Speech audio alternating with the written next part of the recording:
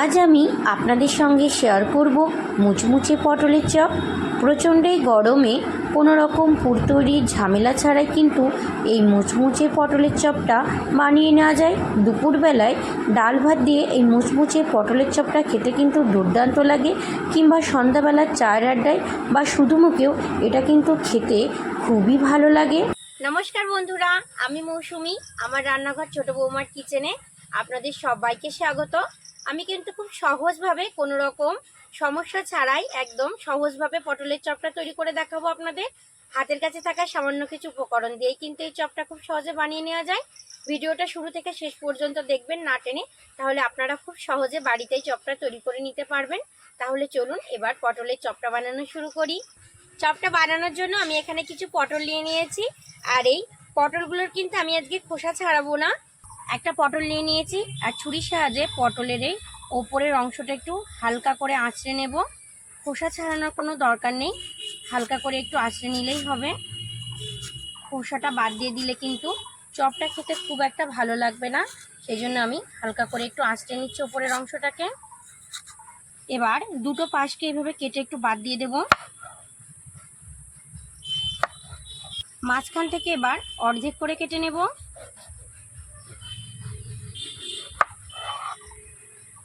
অর্ধেক করে কেটে নিয়েছি পটলটাকে আমি। এবার একটা চামচ নিয়েছি, চামচের সাহায্যে ভেতরের এই বীজের অংশটাকে বাদ দিয়ে দেব। বীজটা থাকলে কিন্তু চপটা ভালো তৈরি হবে না, সেই জন্য বীজটাকে কিন্তু অবশ্যই বাদ দিয়ে দিতে হবে। এভাবে একটু বাদ দিয়ে দেব। এবার ছুরির সাহায্যে সরু সরু করে একটু কেটে নেব।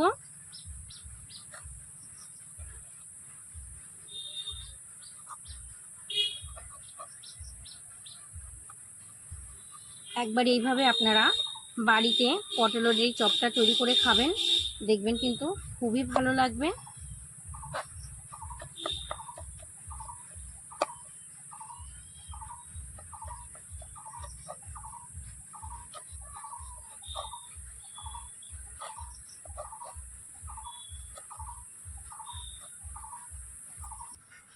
দেখুন কত সুন্দর হয়েছে কাটাটা।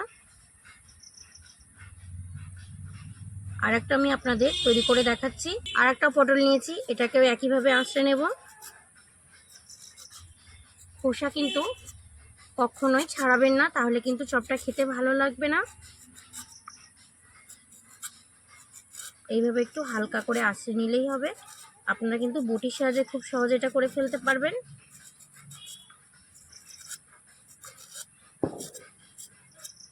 দেখুন পুরো পটলটাকে আমি আঁচড়ে নিয়েছি। এবার দুটো সাইডকে এইভাবে কেটে বাদ দিয়ে দেব। একইভাবে মাঝখান থেকে কেটে অর্ধেক করে নেব পটলটাকে। ভেতরের বীজটাকে এইভাবে বাদ দিয়ে দেব দুটোরই। এটারও বীজটা আমি বাদ দিয়ে দিচ্ছি। বীজটা থাকলে কিন্তু চপটা ভালো তৈরি হবে না। এবার আমি অর্ধেক অংশ আবার নিয়ে নিয়েছি, ছুরির সাহায্যে এইভাবে সরু সরু করে কেটে নেব। যতটা সরু কাটা যাবে ততটাই কিন্তু চপটা ভালো তৈরি হবে।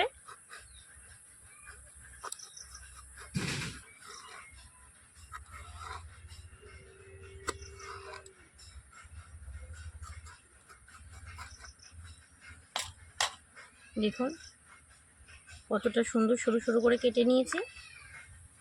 বাকি অর্ধেকটাও করে দেখাচ্ছি। দেখুন ছুরির সাহায্যে এই বাকি অর্ধেকটাকে আমি একইভাবে সরু করে কেটে নেব।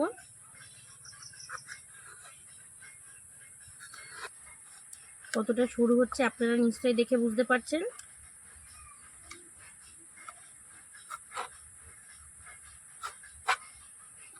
দেখুন এটাকেও আমি সরু সরু করে কেটে নিয়েছি। বাকি পটলগুলোকে আমি এই একইভাবে কেটে নেব। সব পটলগুলোকে আমি একইভাবে কেটে নিয়েছি, আর পটলগুলো কতটা সুন্দর কাটা হয়েছে দেখুন, একদম কিন্তু ঝিরিঝিরি হয়েছে।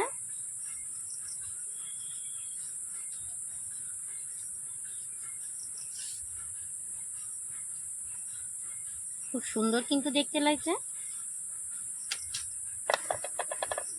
এবার পটলের চপটা তৈরি করে নেব, সেই জন্য একটা বড় বাটি নিয়ে নিয়েছি, আর একটা চালনি নিয়ে নিচ্ছি বাটির ওপরে।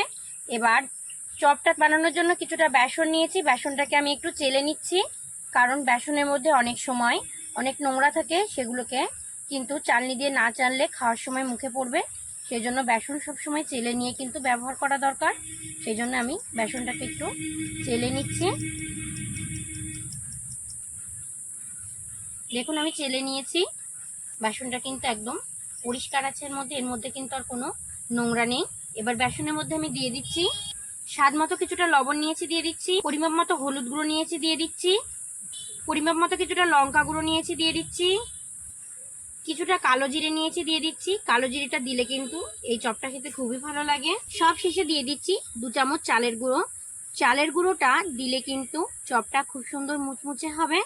এবার শুকনো উপকরণগুলোকে আমি হালকা করে একটু মিশিয়ে নেব।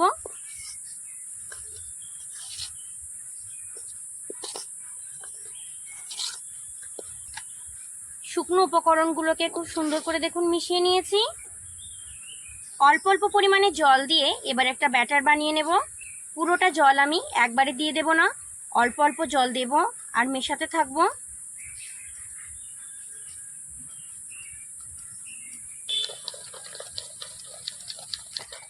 অল্প অল্প করে জল দিয়ে আমি খুব সুন্দর একটা ব্যাটার তৈরি করে নিয়েছি। আমি এবার আপনাদের ব্যাটারের ঘনত্বটা দেখিয়ে দিচ্ছি। দেখুন খুব মোটাও নয়, আবার কিন্তু খুব পাতলাও নয়, এইরকমই ব্যাটারটা তৈরি করতে হবে, তাহলে কিন্তু চপগুলো খুব সুন্দর তৈরি হবে। চপগুলো ভাজার জন্য উনান জ্বালিয়ে একটা কড়াই বসিয়ে দিয়েছি, আর কড়াইয়ের মধ্যে এবার দিয়ে দিচ্ছি কিছুটা সাদা তেল।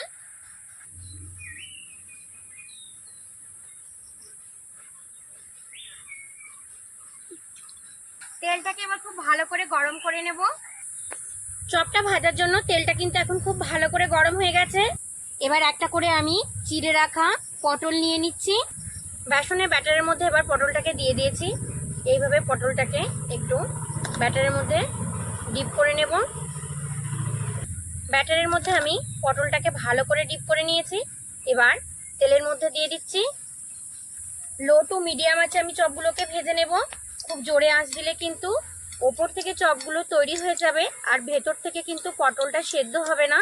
সেই জন্য এই চপগুলো ভাজার জন্য উনানের আঁচটা বা গ্যাসের আঁচটা আপনারা সবসময় মিডিয়াম রাখবেন। একটু উল্টে পাল্টে আমি ভেজে নেব।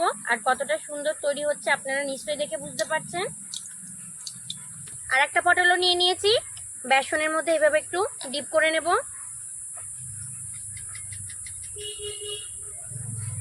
ডিপ করে আবার দিয়ে দিচ্ছি তেলের মধ্যে। লো টু মিডিয়াম আছে দুটো পটলের চপকে আমি ভেজে নেব প্রথমে।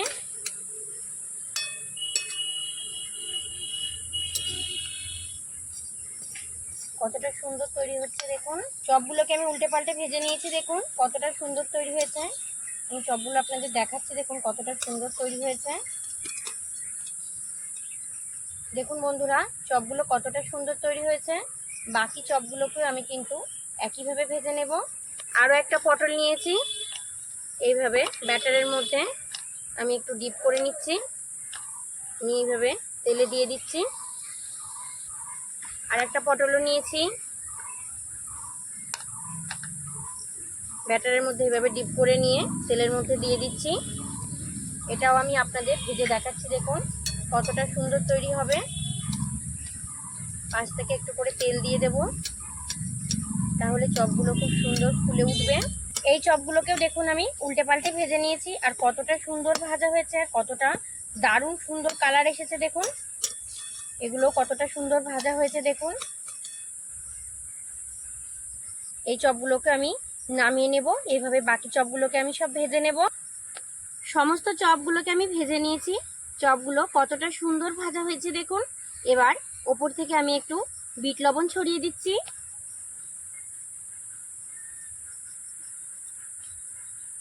এই চপগুলো কিন্তু গরম ডাল ভাতের সঙ্গে কিংবা সন্ধ্যাবেলার চায়ের আড্ডায় বা শুধু মুখেও কিন্তু খেতে খুবই সুন্দর লাগে। আপনারা কিন্তু অবশ্যই একবার বাড়িতে তৈরি করে খাবেন চপগুলো। এবার একটা চপ আমি খেয়ে দেখব কেমন হয়েছে। ভেতরে পটলটা কিন্তু একদম সেদ্ধ হয়ে গেছে, আর খেতে কিন্তু দুর্দান্ত লাগছে, খুবই সুন্দর লাগছে। আপনারা অবশ্যই কিন্তু তৈরি করে খাবেন। আমার আজকের তৈরি পটলের চপের ভিডিওটা কেমন লাগলো অবশ্যই একটা ছোট্ট কমেন্ট করে জানাবেন। আর ভালো লাগলে একটা লাইক করবেন। আপনাদের একটা লাইক কিন্তু নতুন ভিডিও তৈরি করার জন্য অনেক উৎসাহ যোগায়। ভালো থাকবেন আপনারা সবাই, সুস্থ থাকবেন। আজ এই পর্যন্তই, টাটা।